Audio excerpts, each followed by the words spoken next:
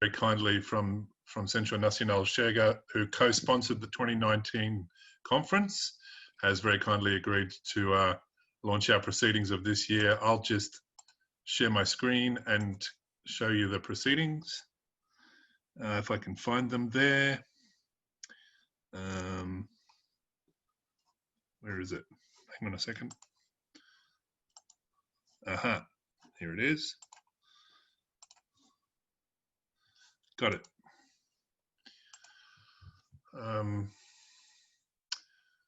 Hugo. Thank you, Mal. Thank you, Professor Michael, and good evening from Dili to everyone. It is a privilege to Centro Nacional Chega to be a partner with TLSA and also Universidade Lisboa, the UNTL Timor-Leste, with the amazing and brilliant organizer, Professor Michael Leach, who put us together for the 2019 TLSA conference in Dili. For Centro Chega, for Centro Chega, this is an amazing and a very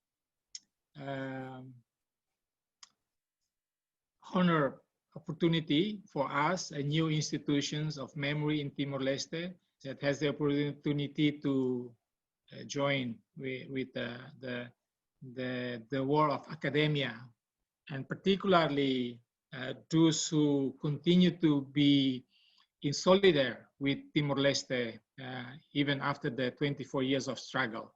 So, and we would really like to be part of that, not only in the past, but also being in solidarity with our future. And as a new institution, Centro Chega very much fortunate to have the opportunity to work with the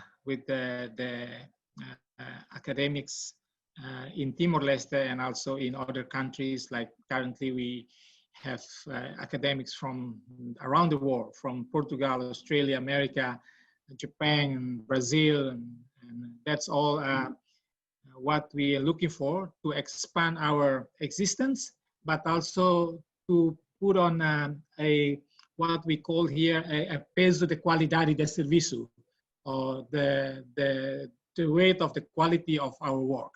So by link with this the academic work, we hope that we can be always confident in our work, but also to guarantee that what we are doing is also being seen by others, and that will give us more opportunity to improve ourselves, but also to help one of the implementing one of our mandate, which is to preserve the past memory, but to make use of it for a better future. So on behalf of Centro Chega, really much thank you for 2019 TLSA conference host. Thank you for all the editors, all the presenters, and we still looking forward for future cooperation. Of course, we are under the discussions now with the TLSA Portugal for next year partnership, and we are happy to do that. Thank you very much for everyone. Well, thank you very much, Hugo. And yes, CNC was the very generous sponsor of the conference last year in Dili. It was the 6th time we've had a conference in Dili. We started in 2009. The TLSA were kicked off in 2005 in Melbourne, Australia, with a one-day symposium. But the main event, the first event, was our conference in 2009 in Dili, and we've held a conference there every 2 years since. It's, as I was saying in the opening remarks to the conference, it's really important to hold that event in Dili because it gives the Timorese scholars and other researchers the opportunity to share their work with an international audience. We've had a couple of special themes over the years. The 2015 conference was the 40th anniversary, of course, of 1975. And last year's conference was the 20th anniversary of 1999. and we approached Hugo and CNC, and they were enthusiastic about becoming partners to that event, and we very much appreciate their sponsorship, but also their practical support. They were actually fantastic technical support as well when we were running the conference, and very much appreciated. So the other people I want to thank straight away, of course, are the organisers of the TLSA conference, and it's certainly not just me, it's Hannah Loney, of course. Everyone's aware of the role Hannah plays in these conferences, and over the years there's been a host of other people too. Mika Soares was really important last year. I'm sure Hannah will have some more comments to make in a sec for things that I forget. But of course, running the conference itself is part of the story, and then there's the publication. In terms of running the conference, it's not just our sponsors like CNC, it's of course the Universidade Nacional Timor-Leste is an extremely important partner and always has been since 2009. They provide the venue. It's a really important place to be. I think you're right in the heart of Dili there. The motorbikes are going past. You can hear the noises of Dili. It's a very authentic conference environment, and I enjoy it very much. Then, of course, the publication takes place, and there's an enormous amount of work that goes into the publication, not just from the authors, of course, but the editors. And we have a very large team. And if I can just show you, I believe Hannah's already shared the link to hot off the press online this year, of course, only. We normally do a hard copy to launch in Dili, but because that wasn't possible, although we may do it in the future, we've got online versions here for you for the launch. You'll see there's 3 versions this time. I think this is the first time we've had to go to 3 volumes. We've had so many papers. It's grown over the years. And as I said in the opening comments, we now have as many papers in Tetum as in English this year for the first time ever. That is primarily a product of how many papers we got in agriculture in Tetum, an enormous amount of papers there. So let me just click on the first volume. Here you'll see up it comes, and I'll just run you through it because I want to thank the editors, and I also want to thank Susanna Barnes. Susanna Barnes is the one who formats these publications and always has been the one who formats them. She finds the photos, organises the covers. She's very good at this. And I do especially want to thank the editors this year. We have an increasingly large team of editors. Stephen Farram from CDU in Darwin did the English language papers this year. We've got Dulce Martins de Sillva. That is the wrong way around. We're going to fix that overnight. We got that one wrong, unfortunately. Leonardo F. Soares, those two were responsible for the Tetum papers this year. Nuno Mendes, as always, did the Portuguese language section. I have to, a special word for Nuno. He's been doing that ever since 2009. The ever reliable Nuno Mendes. Thank you, Nuno. And he wasn't even able to come because of the financial situation at his university last year, and he still did it, which we very much appreciate. Clinton Fernandes and Mika Soares co-edited the second volume, which was the one that CNC in particular had co-sponsored on 1999, 20 years on. Pinto and Hannah Loney did the gender research section, which is now a regular feature of all the proceedings.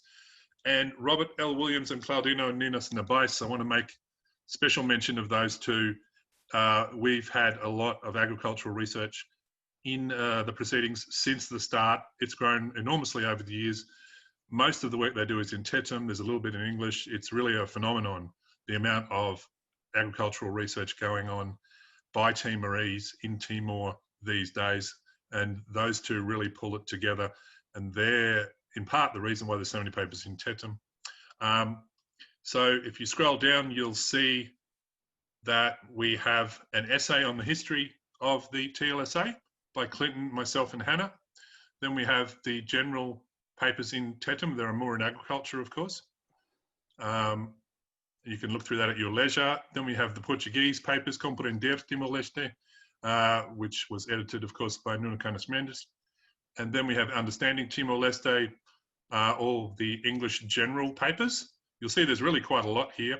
And then the gender research in Timor-Leste section, There's about 386 pages to volume 1.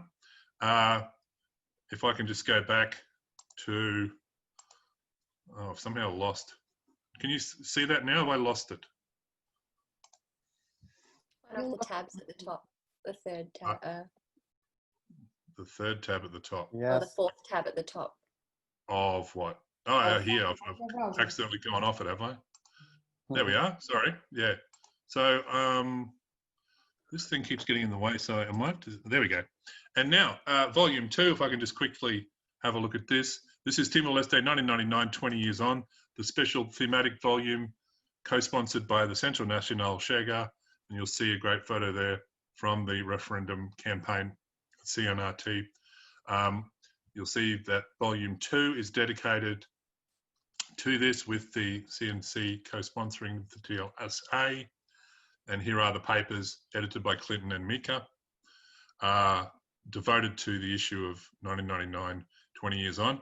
So that's a standalone publication of about 70 pages that we will be distributing and also giving to CNC for their networks and distributing as they see fit.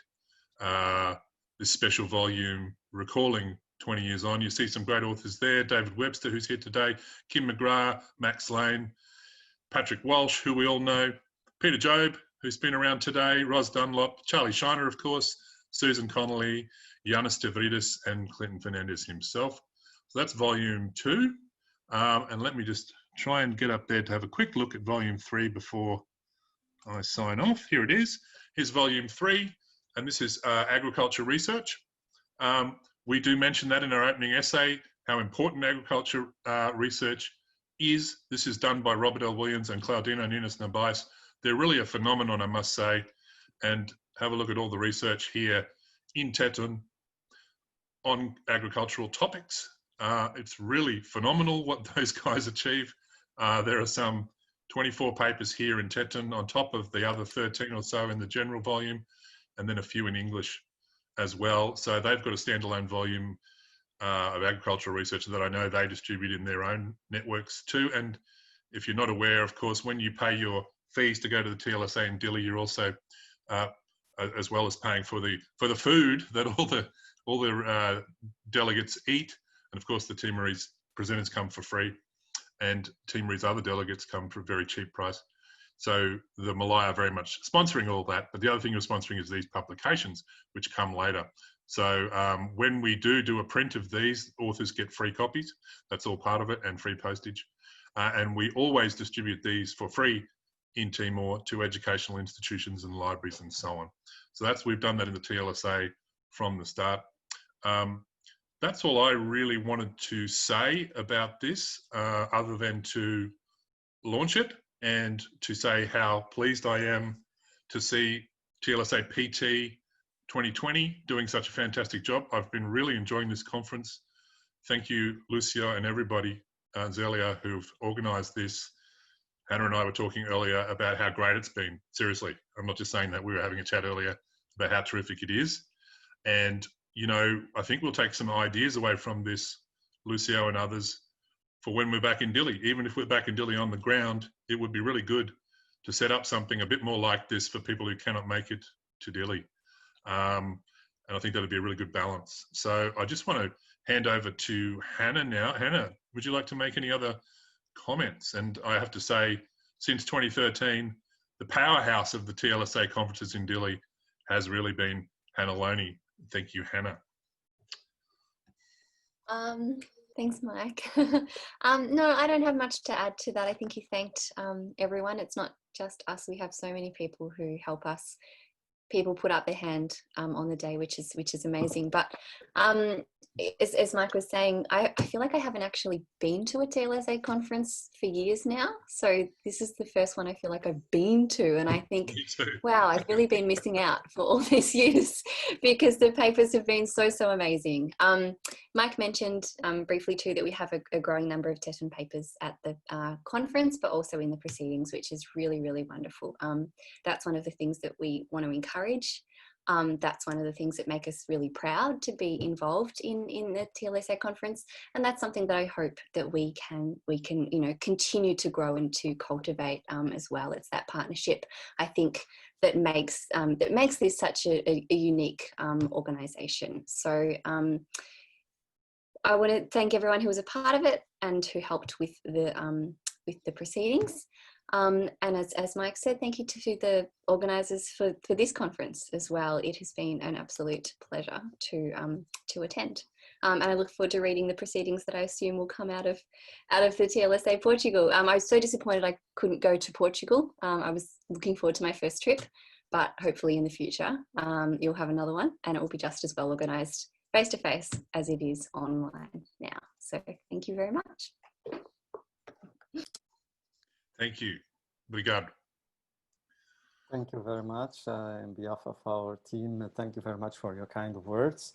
But please, you still have some time.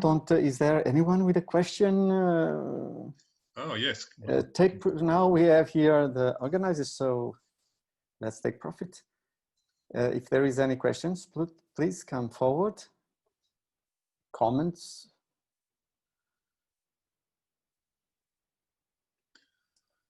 Nope. Okay.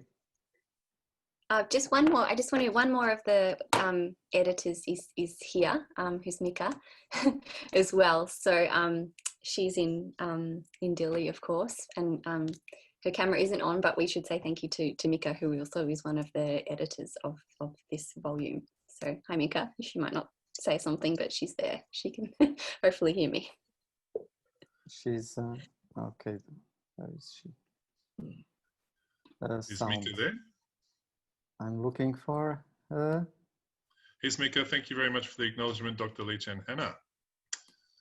She said she's there at Timor Plaza watching us. Oh, I saw her. The internet.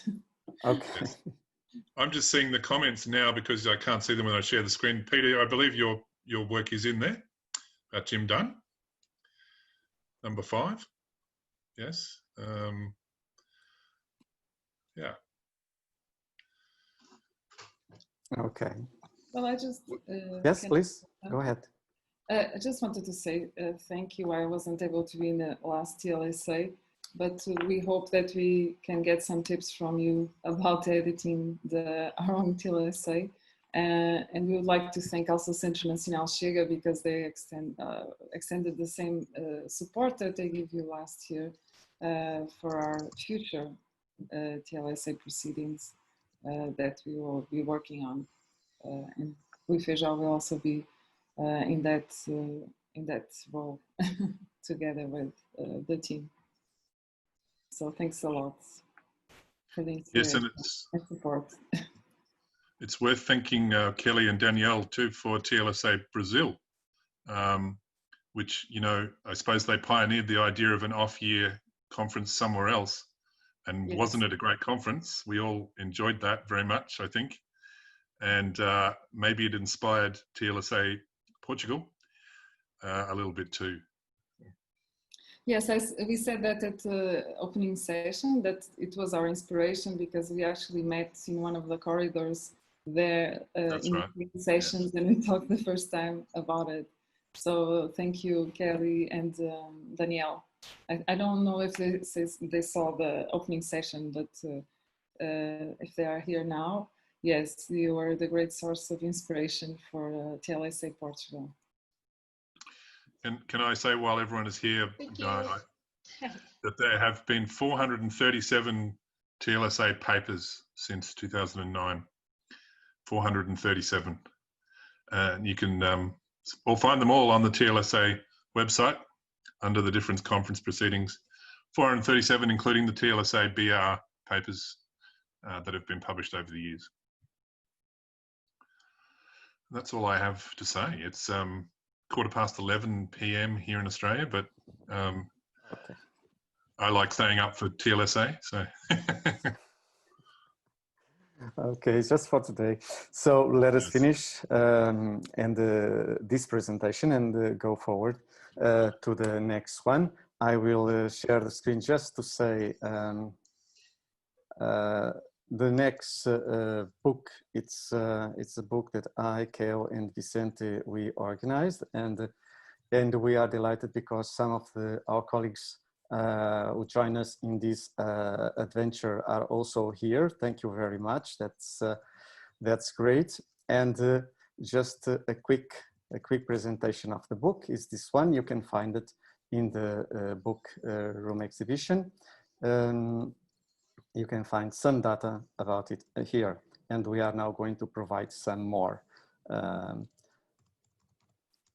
So to help us and to make the presentation, I want to thanks a lot.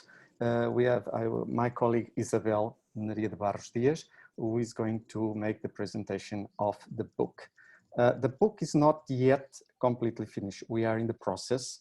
It will be ready possibly on October. So we thank very much Isabel for this exercise of reading all the material we have gathered together, and in such a quick time, in such a short time, sorry. Hello, everybody.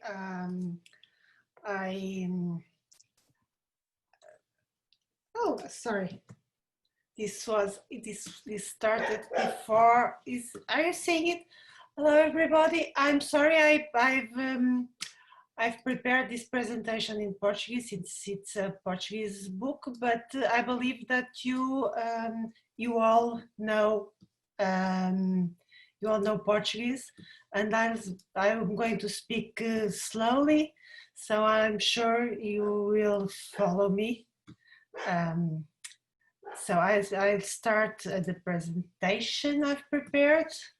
I suppose you are, yes, I suppose you are seeing the presentation. And I'm sorry for that noise. Those are my dogs barking in the garden, but I've shut the door so that they won't disturb too much, just a little bit. Começo por agradecer a este congresso, à organização por terem aceitado acolher o lançamento do livro Olhares sobre as narrativas de origem em Timor-Leste. Agradeço ao Lúcio o desafio para apresentar a obra, agradeço àquele que enviou o volume em que ainda está a trabalhar, agradeço ao Vicente a excelência da ideia inicial que resultou neste livro. Muito obrigada aos três pela vossa confiança, pois estão de parabéns por aquilo que realizaram e parabéns eles e todos os contribuíram para que este volume se tornasse uma realidade. Devo avisar que esta apresentação também tem uma vertente um pouco mazinha.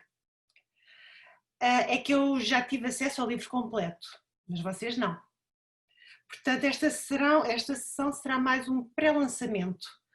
E a minha função é de aguçar a vossa curiosidade para um produto ao qual só irão ter acesso daqui por um par de semanas. Desculpa, mas é assim. E começo por partilhar a bela capa do livro.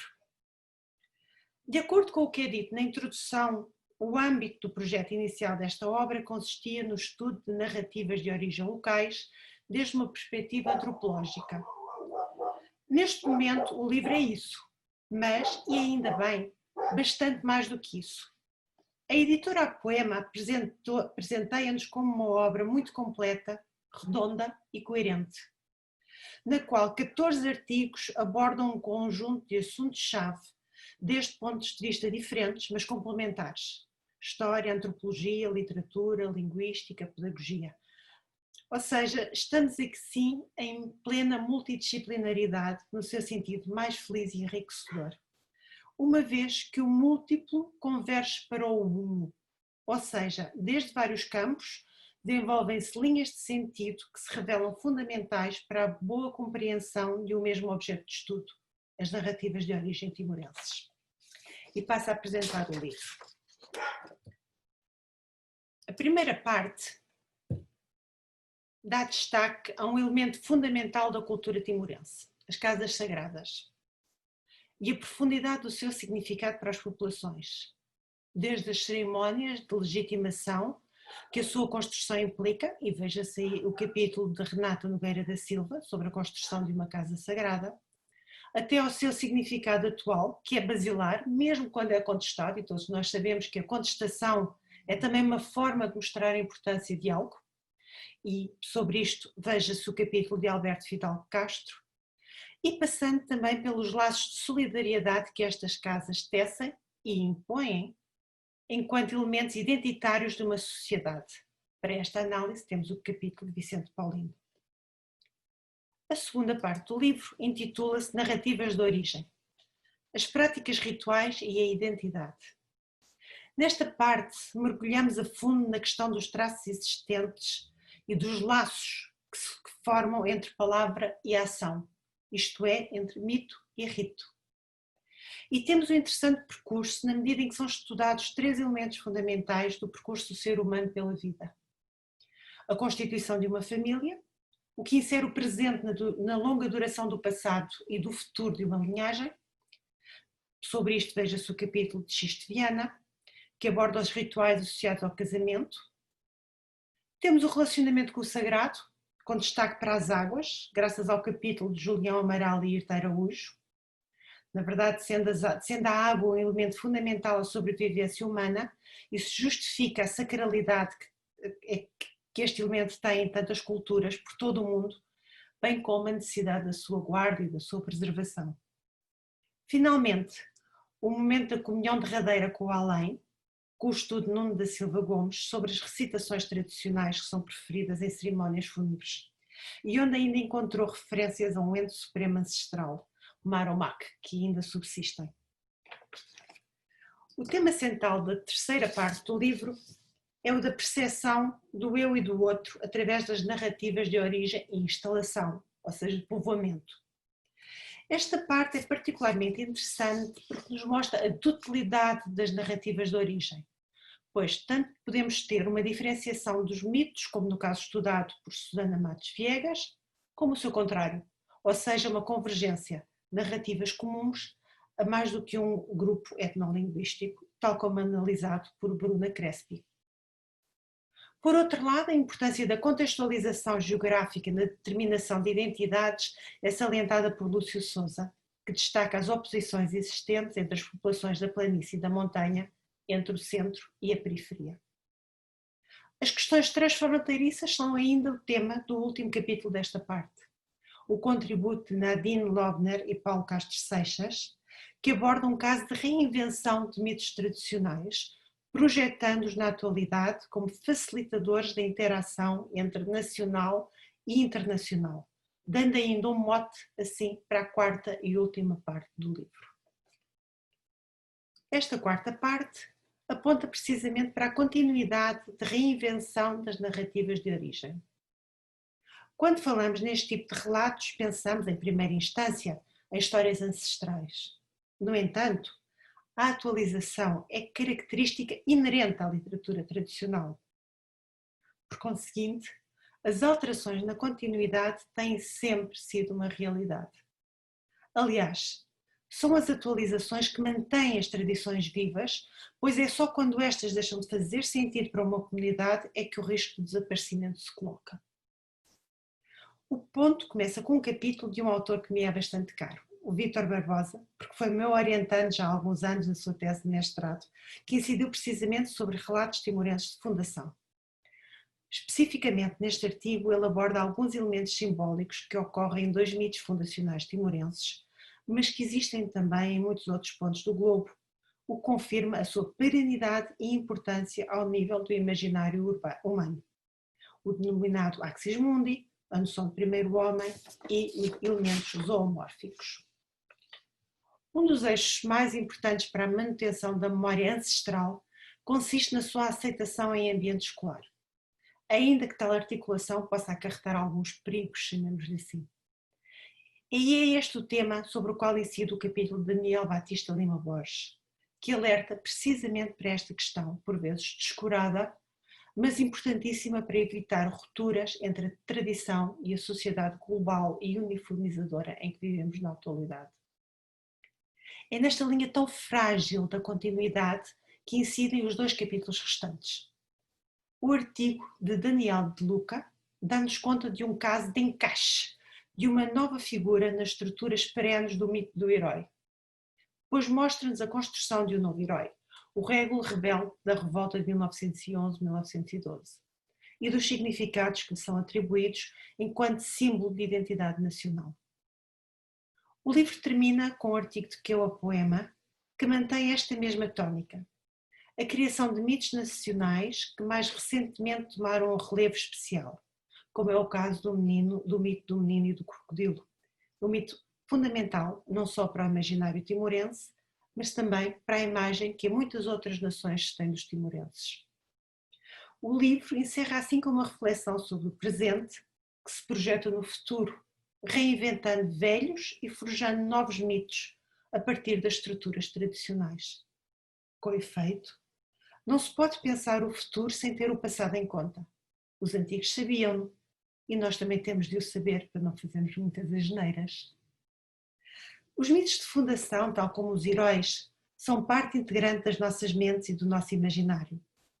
É graças à narrativização destes mitos que cada sociedade se conjuga numa identidade comum, com o mesmo modo de ver o mundo e o presente, em sintonia com o passado, que por seu turno vem trazer legitimidade ao presente.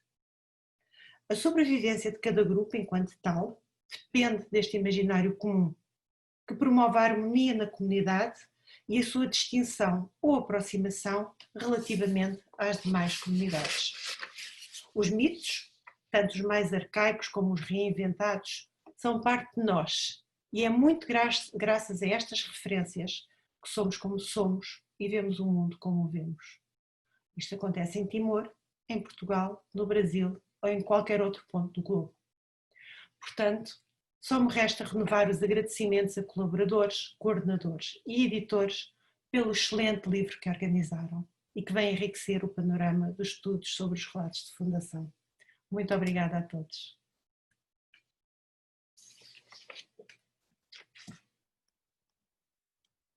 Muito obrigado, Isabel, pelas tuas palavras. Vou passar agora à Keo.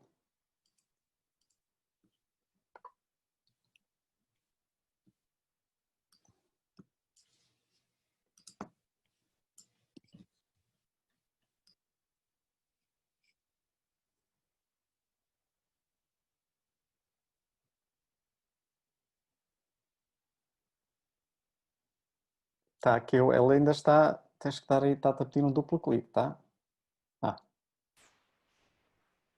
Now you can hear me? Yes. Okay, Yes. so sorry, technologies.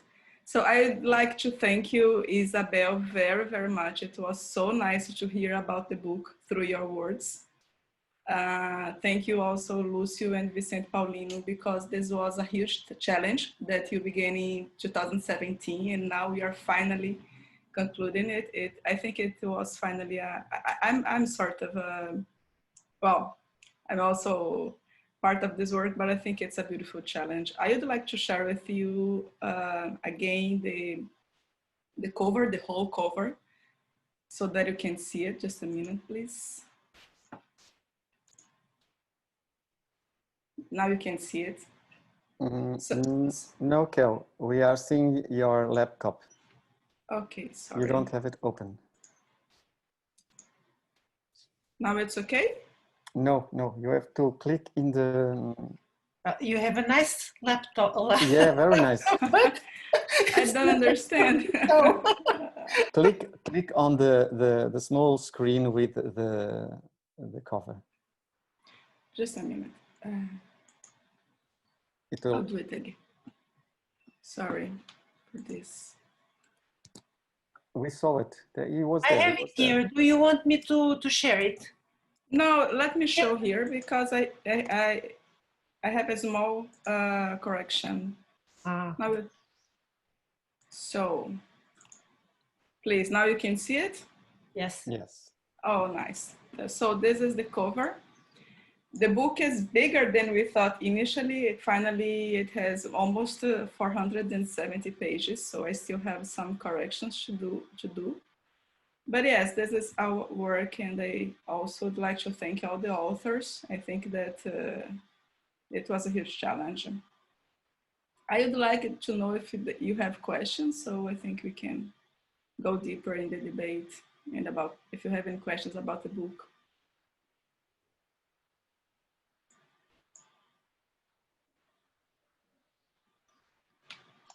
I have a question. What does arquealização mean in Portuguese? So this is a word that even in Portuguese, it's a new sort of concept, but it's really about this transition between texts from orality to written, and all the symbolic and the political views in this sort of transition. But even in Portuguese, it's a new word for us. From orality to written. Yeah, it's because Daniel Borges, he writes about how the school receives this sort of literature, somehow taking it as inferior because come from orality. So it's a critical view about Yes. school manuals in Timor-Leste. Thank you. Obrigado.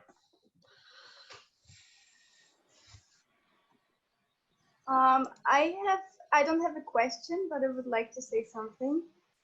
I would really like to thank you, the organizers, for organizing the book and for the opportunity of participating in it. Because for me personally, it's a very big thing. It's my first article that's going to be published on the era of Timor-Leste, right? And for me, it's like very, very great to be in your book and be part of it. Thank you very much for letting me participate. Thank you, Nadine. We thank you, and Paulo. We thank you. Any other authors who are here, if you would like to talk? Eu gostaria, I'm sorry, just if you can talk a little bit about the distribution. I don't know, because I know the Casa Poema has a very beautiful work and a very different way to share this work with people. So I'm thinking, and how this book will arrive in Timor-Leste, and if you are thinking about it, and explain a little bit.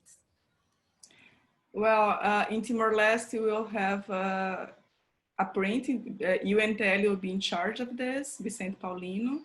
So there, I think we'll have there a sort of launching too, and nearly 200 units.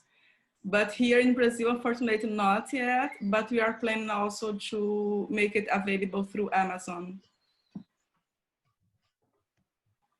Thank you, Camila. Indeed, Casa Poema is a really small project, and we are almost dedicated to books about Timor, at least for a while.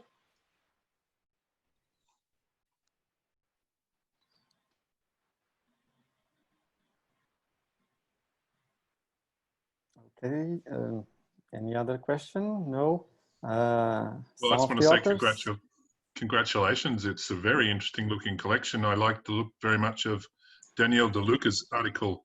I look forward to reading that, about the use of ideas of nationhood in the Boaventura statues and all the other ones, including the concepts I don't understand in Portuguese. But, it looks very, very interesting for my work. I'm definitely going to get a copy of this book. So thank you.